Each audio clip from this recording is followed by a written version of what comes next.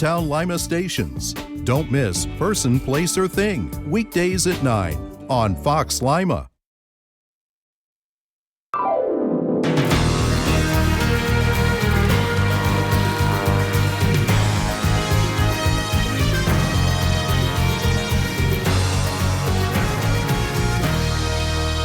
Our top story, drama on the way to the courtroom today for the man detectives believe shot and killed a healthcare CEO last week. Good afternoon, everyone. Welcome to your News Now at 5.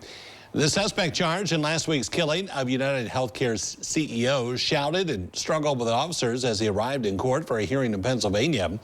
Luigi Nicholas Mangione was arrested yesterday after a worker at a McDonald's in Altoona, Pennsylvania, notified police that he resembled the suspect in the killing last Wednesday at Brian Thompson.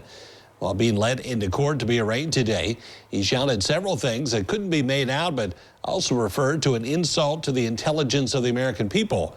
In court papers made public today, a detective reiterated key findings in the investigation that he says tied Mangione to the killing.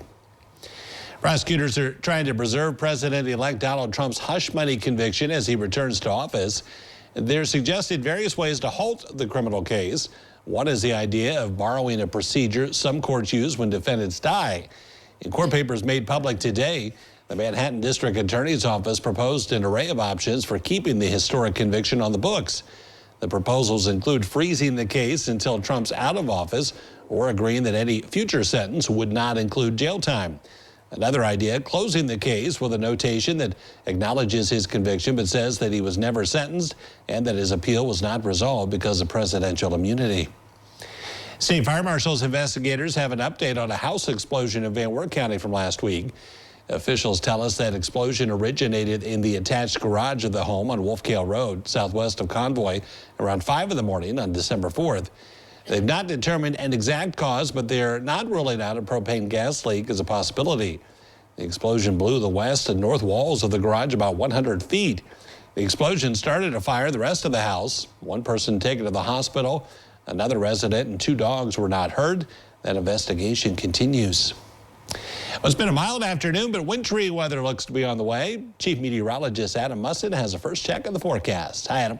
Hey, Jeff, that's right. Temperatures still in the 40s at this hour, but later tonight, those thermometer readings will fall back quite a bit, and it gets even colder over the next couple of days. 46, our temperature now in Lima, also 46 degrees in Bluffton and in Ada. On radar, most of the rain today stayed to our east, and it's continuing to drift farther away. Some showers to the east around Mansfield. Don't expect much of any precipitation this evening. As temperatures cool off late tonight, I can't rule out a flurry or two, but it doesn't look to be a big deal. Breezy, much colder tomorrow. Some snow showers likely in the afternoon and evening. They will be hit or miss, but some of those snow showers could briefly put down a coating of accumulation in some places. After that, downright bitter tomorrow night. Wind chills falling back to -5 to 5 degrees above zero. So dangerously cold by Thursday morning. We'll track those wind chill temperatures and much more. That's up in a bit. Jeff. All right, thank you, Adam. The Welcome Center Lima Memorial House system looked more like Santa's workshop today. Dozens of wrap packages were loaded into vans to head to the Area Agency on Aging 3 to be distributed to some of their clients. They didn't ask for anything big, just the basics like cleaning supplies, warm blankets, and socks. Most of those on the Angel Tree have no families, are alone, and were chosen by the agency. Lima Memorial officials say they were happy to help provide for the 74 seniors on the receiving end this year. It's all about Lima Memorial being able to bring comfort and joy to seniors in our area. We have associates, volunteers, and part of our administrative team who look forward to this project every year. The joy that this brings to the individuals that receive gifts that normally wouldn't have any because they don't have families or things like that, they're just so surprised and so, taken back by the fact that they are getting gifts that they normally wouldn't get.